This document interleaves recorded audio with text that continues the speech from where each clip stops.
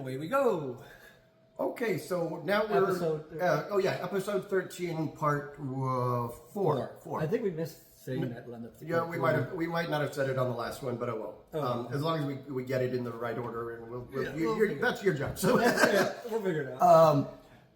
So this is the part where we try and drift a little bit away from politics, but we're not doing a great job. This is political. Yeah, okay. We're gonna start with Colbert, which I put up a post. And I got all of these things saying, "Oh well, he was losing money.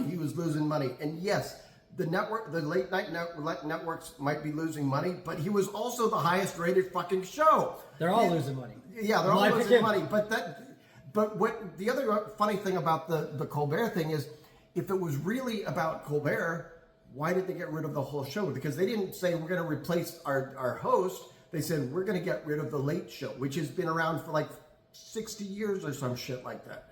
I mean, look, because they know they couldn't replace it with somebody who isn't going to talk the same shit about Trump. No, I hadn't even thought of that. Good point. Who's going to what are they going to put in there? Could you imagine if they had a Late Show with a fucking conservative and get like 2? But the other funny thing about that is they're not funny. These people indicate, by their comments that they've like never even watched a show like this. Because what they do, I mean, Colbert and others, they've got their opening monologue where they'll bitch about Trump or whatever. Yeah. And then the rest of their show is they're talking about the actors from whatever latest movie who came onto their show and has almost nothing to do with politics. But the people complaining about the show, they act like it's all political. And it's like, no, they get in their jabs at the beginning and then they go off and do other shit. Anyways. But that takes us to South Park. Yeah. Colorado, because I don't care what the rest of the season is like. That first episode, which I still need to watch in its entirety, I'll admit, but they took the gloves off, and they're one of the few, at least animated shows, that can basically do things off the cuff with all of the latest news of the week, and they just did a beautiful fucking job of it. Because just to summarize, they got a contract in like the last week for, what is it, like $1.6 billion freaking dollars to do their show. Yeah. And then they turned around and basically told the network that gave them that, fuck you, we're still going to do this, but fuck you. Yeah. But they did it in I mean, it's totally spectacular fashion. It's spectacular fashion. I mean, very typical South Park, but brilliantly done. I mean... Well, look, if you're not familiar with South Park, you probably are if you watch it. Yeah. Look, they usually try to have this libertarian slant where, both sides are equally as bad sometimes, And I mean, I guess it leans somewhat more towards a little bit more progressive, but they've lambasted everybody on all sides, and I think unfairly in a lot of cases. That's why I stopped watching it for a while. Because I was like, you guys, this libertarian shit just doesn't fucking fly with me anymore. I'm a fucking adult now. And, some of the gross humor and stuff, yeah. But some of the shit is so fucking brilliant. I mean, when you watch that show and you see Cartman for what he is, and the fact that, he's like the Archie Bunker. But people say, you can't, South Park says this stuff. But he's the joke. He's the joke. Archie Bunker was the joke. These idiots will say, like, these fucking, like Joe Rogan and these fucking hate woke assholes. They're like, you can't say that on anymore. Yeah, you can't. South Park does it all the time. Right. Like, no, you can't say it when you're just saying it to be fucking wicked and evil. But if you make the character a complete fucking buffoon, and not the character saying shit that's just fucking wrong, he says. The stuff he says is almost never supposed to be... satirical. Or it is supposed to be satirical, but it's not supposed to be the message you take away. Yeah. The message is that Cartman's an idiot. Like, right. He's like, so whatever he says, reverse it's supposed to be right. And it's not like these guys anti-woke people who are just being cruel. Exactly. Like, you've got it fucking wrong. You don't even... And those people are so lazy, too. Like, some of this anti-woke comedians are the most laziest, stupid, fucking unfunny humor you ever fucking heard. It's always the same bullshit. Let's see how rude and vile we can be without having any thought behind it, Without any real message besides, I can say this because I want to, because nothing should be off limits. Well, you're right. If you do it right, under context, maybe nothing should be off limits. But fucking A, man, put some thought into it. And don't be a jerk. And don't just say it to be mean. For the sake of saying it. Yeah, because And South Park was kind of like I said, some of the stuff that they were doing at a certain point, I was just like, eh. Yeah. And as I put it, who knows what the rest of the season's going to be like? It could be crap. I don't even care at this point. Right, but some of the stuff I've watched over the years is just fucking brilliant. Oh, it's yeah. fucking brilliant and hilarious. And it really sticks it to people who deserve it getting stuck it to, And I just don't buy this false equivalent shit. Yeah. But that they were kind of trying to play for a little bit. Yeah, certainly. Everybody can make me fun of, though. Everybody. And, if they're doing it in a way that's, just being lighthearted or funny or just kind of exposing some, some stuff, that's fine. But this time, no. They just basically called him a fascist asshole devil. Like, a Saddam Hussein, incarnate. So if you watch the episode, you'll understand what I'm talking about. So, anyways. Which is actually a reference back to the South Park movie. Which is a reference back to the South Park episodes. So again, if you've never seen South Park, I don't know if this is going to get you to watch it, but if you have even one episode, you probably know where we're coming from. Right, and watch this one if you've never watched it.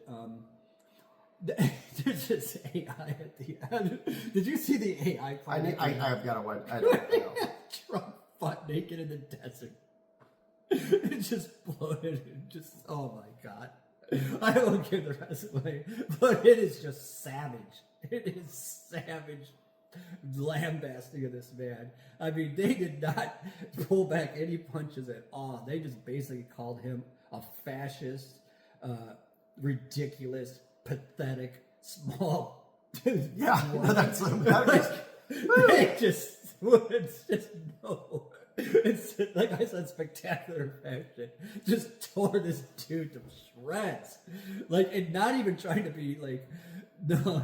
They're just basically saying this guy is evil. But the amusing part is they did it because he can't take a joke. I mean, it wasn't because we can get away with it because it's satire. They knew that he would object because to he deserves it. Yeah. He's not doing it to people who don't deserve it just because you can. They're doing it to somebody. No, they're punching up for sure. Right, they are punching up at somebody who has it coming. Yep. So yeah, and I'm glad they did it, man. And then we were going to segue from there to. It seems like in the last week or two there have been at least 5 or 6 celebrity deaths. I've said quite a bit about Ozzy. I could say a little bit more. A couple points. More than any of the rest of these guys, he saw it coming. He did a brilliant job of giving a send-off. I'm not in a position where I really want to hear somebody saying anything negative because some of it's just false and the rest of it mostly doesn't need to be said. Though if we wanted to break down legend from the facts, it is interesting because, they say he started heavy metal, but Tony Iommi was the guitarist who really changed the sound. If you say it's the music again, well, he didn't really write any of the songs. If you say it was, the discovering talent, Sharon did a lot of that. So he was a great guy, and I love his music, but a lot of things that people want to associate with him, he wasn't necessarily responsible for. I'm just throwing that out there. Not trying to denigrate. I like the guy. I like You're a the huge music. fan. I'm a huge fan, but I also like. That's why I know this stuff, though. He did write some of the lyrics, though. No, ironically, some of them are great. The bass players wrote most of the lyrics. Oh, did they? Okay. Yeah, I'm not just in Sabbath, but then the bass player when he first went solo, he wrote most of it. Who wrote War Pigs? That was definitely Geezer Butler. Now, in certain cases, he may have had a little bit more collaboration than others. Yeah. And Lemmy from Motorhead, he wrote "Mama, I'm Coming Home," for example. Interesting. And then Changes actually started out as a song about Geezer's divorce, not about his daughter, which it later became. Which obviously you got permission to do that, and it comes across great as that song as well. But just again, it's not quite what it seems. It doesn't necessarily make it any less, but it's I'm not trying to diminish the guy. Yeah, Look, I was never a big fan growing up with Black Sabbath it just wasn't in my vein, but I'm not going to dismiss its influence. I'm not going to dismiss the talent. I can listen to some of that stuff, especially some of the old Sabbath. I love the lyrics of some of those songs. And I know the music you like, and a lot of it, even if they don't acknowledge it, it was influenced by Sabbath. I mean, Certainly. yeah. I mean, I'm not saying, I mean, just for me personally, yeah, this wasn't my jam growing up, but, you know, heavy metal wasn't in general. I don't, you know, what the reasoning is behind that, I don't know. I loved Zeppelin. You know, this kind of went in a thing, and yeah, I like the song Helter Skelter. To me, that's the first heavy metal song from the Beatles. Yeah. So, you know, and then there's some heavy metal I liked, you know, that's more like Metallica. I went, you know. Oh, and they were at that last concert, and they were one of the first ones that would acknowledge that. Yeah, they were heavily influenced by that. Yeah, I mean they were at the induction of Ozzy, induction of Sabbath into the Rock and Roll Hall of Fame. Right, and I think they were they named their band Black Sabbath just to be, you know.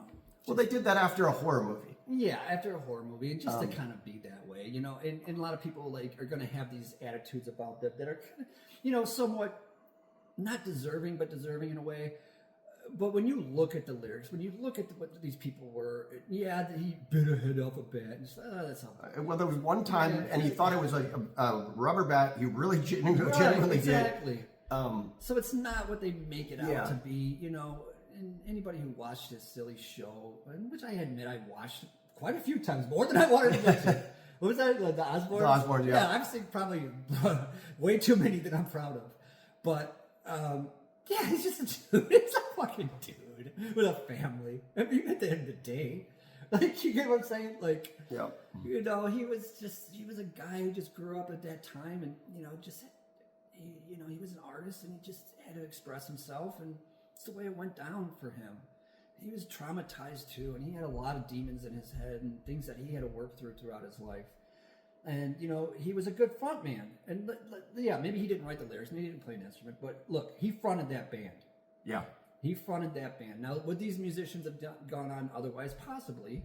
But certain musicians and certain bands that are fucking fantastic need a front man. And without it, they don't get played ever. And there's some musicians that are fantastic who never, ever get that fame again once the front man's gone. Well, Think about how many studio musicians are out there who never had a front man. I mean, if we go back to Sabbath, I mean, they've had like, I don't know, 3 to 4 other singers after Ozzy. But none of them brought the band to the same degree level of popularity and whatnot. Yeah. I mean, Dio came close, but you know what? But nowhere near as close. And then after that, most people can't even think of anybody. I mean, I know him,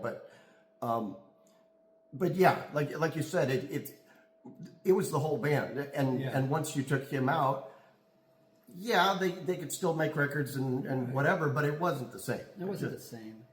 You know, it wasn't like the Pink Floyd who got, you know, when Barrett had his meltdown, that they actually kind of, in some ways, for some, you know, got different and somewhat better in some aspects. Not to take it away from Sid Barrett either, man, because that guy was brilliant too. But it was a whole different sound, a whole different kind of thing going on than when David Gilmour joined the band, and they got really, really good. Like they were just, you know, it was a different thing. But man, you know, it wasn't like that for, you know, Sabbath, in my opinion. Dio, yeah, I had money to Dio. Maybe I don't know enough about it, but well, I mean, maybe I never give it enough of a chance. As a musician, I like Dio as well or better than Ozzy, but as a persona, he just isn't as well known. He just didn't hit as strong, whatever. But for whatever reason. But the other celebrity deaths, one of them was Malcolm, which is, you know, the Jamal Warner, from the show Cosby Show, yeah. And then he went on to make some other shows that were very popular. Right. So he didn't just fade away as a child star like some of these people. No, and the worst thing about his death is he was like a few years older than our age. Yeah, our age, basically. Yeah. And he was not out of shape. You know, he got swept out. And that's right. It was some kind of drowning accident. Yeah. And him and someone else, 2 people got swept out in one of those tides. And the other guy actually lived. He didn't. He didn't make it out, which is a tragedy. You know, because that stuff happens from time to time. You hear about it. Don't go out there. You know, they'll even have signs sometimes when they know it's bad. But where was he close to? Like he was down in the Caribbean or something like that. Yeah. And then so that was a tragedy in my opinion. I mean, I don't. Oh, Chuck Mangione, that was another one. He, famous jazz buglehorn guy. I'm not. He was older. I want to say 70s or so. So I don't know much about him apart from his music. I'm sorry he died. I don't have a lot more to say. Nothing negative, but just. And then there was Hulk Hogan, who I was never a big wrestling guy, but even to the extent that I was aware of it, he wasn't really prominent in my head. But I do know that politically he was kind of prominent in MAGA recently, which is all the more reason why I'm not shedding any tears. His whole life he's been a douche. Yeah. This is not new for this clown. And then I know there were like one or two others. You know, I liked wrestling when I was like between the ages of like 3. I can remember all the way back, right, to like when I was a little kid, watching it Sunday mornings until I was about 8. So like maybe second grade I or so. remember seeing the magazines at the store. My dad's like, "You know that's fake, son." I'm like, "No, it's real." He's like, "No." And like, look at the blood. He's like, "Yeah, they take razor blade." My dad would just tell us shit like that. They fucking cut their head. It's like, don't watch that shit. It's bullshit. And then we were like, and then I realized this is horse shit. You know, I told you by the time I was like 12 or 13 or 14, I knew religion was hard shit. Like this, younger, I think I was like, I remember questioning the Bible book stories and be like, what the fuck is this? Anyways, wrestling, all that shit to me became really stupid once I got aware of how stupid it is. So no, like after that, I was like, nah. So then like all of that, and you know what the funny thing is, because this is going back to politics.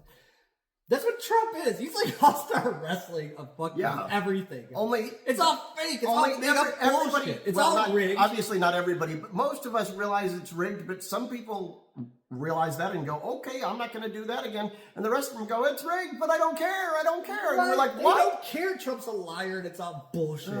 Because they watch all-star wrestling and they like that shit. And they fucking pumps them up. And they like pretend like it's real. Like they're pretending fucking Trump's real. We're swinging this way back towards politics, but I'm going to go there anyway. That's because Hulk Hogan was fucking back in this. Yeah, dude. I'm going to swing it back towards politics. So anyways. that's why I say I don't care. Hulk Hogan's dead. Good. One of the irritating things for me is people who keep saying Republicans, because I know that on paper they're Republicans, but in my mind they're MAGA. And the difference is that a bunch of the worst shit that Trump has thrown out there, regular Republicans would never have touched it.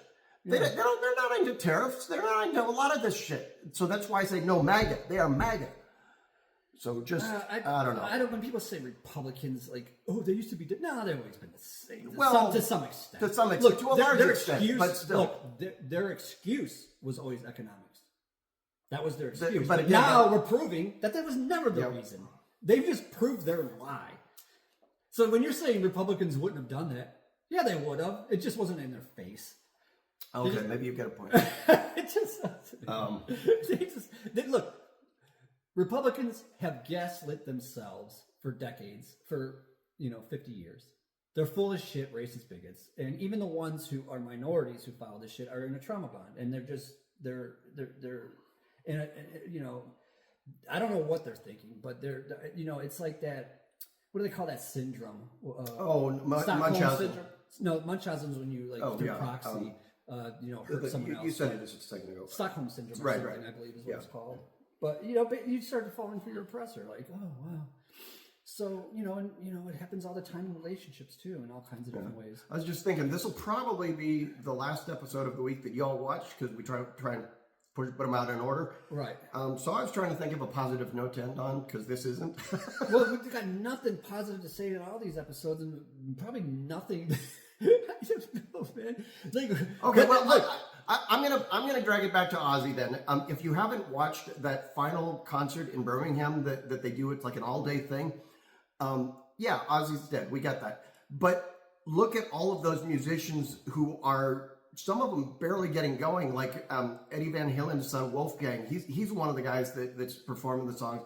All these different people who are just kind of up and coming. I mean, that's hopeful. I mean, that's kind of a hopeful note to end on. And it's not only it's beautiful that how many people at the end of their life get to go on stage, give one last hurrah and performance, and get all that adoration. Who gets to do that? And then it was all the proceeds all went to like Parkinson's research and all this other stuff. So it was not in any way, shape, or form a direct, oh, gee, me or my family are going to benefit. It's, I'm doing this to help, to help people, basically. Right. So, yeah, that's that. We'll end it on that note. Okay.